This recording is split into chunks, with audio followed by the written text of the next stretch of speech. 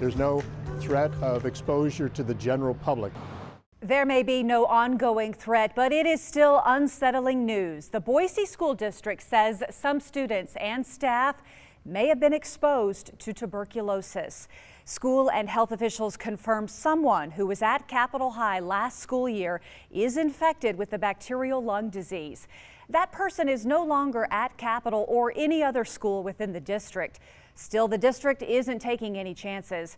Our Joey Prechtel looked into this today. And so, Joey, do we know anything about this person who has the disease? We actually don't, Kim. That information isn't being released due to the respect of the privacy of that person. Now, the good news, Central District Health has been working with the school district now for a few weeks, identifying people who may have been infected with TB. And they've sent letters to those people urging them to get tested. At this time, though, there is no ongoing risk for exposure at the school, and both the school and health district are saying it's safe. It's a limited number of students and staff members who may have been exposed during the time period of January through May. And those students or staff members potentially exposed to tuberculosis aren't limited to Capitol High School in Boise.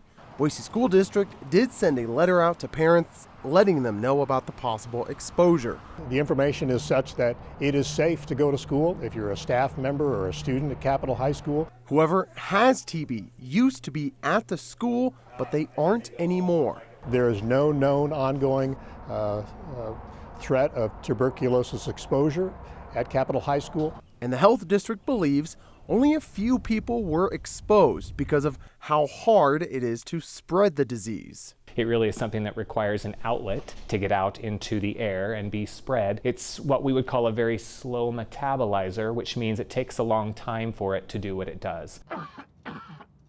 But the reason for the notice is because tuberculosis can kill, although it's rare. The good news is, because of modern medicine, it's very rare that individuals who have access to health care and who are able to get tested for it have that issue, because the medication is very, very good at what it does. Central District Health sent a letter to those who they think may have been infected. There are fewer than 10% of the population of individuals that may potentially have been exposed at the school, as you're indicating, received letters. And if you don't receive a letter, anyone who did not receive that letter really should not worry about reaching out.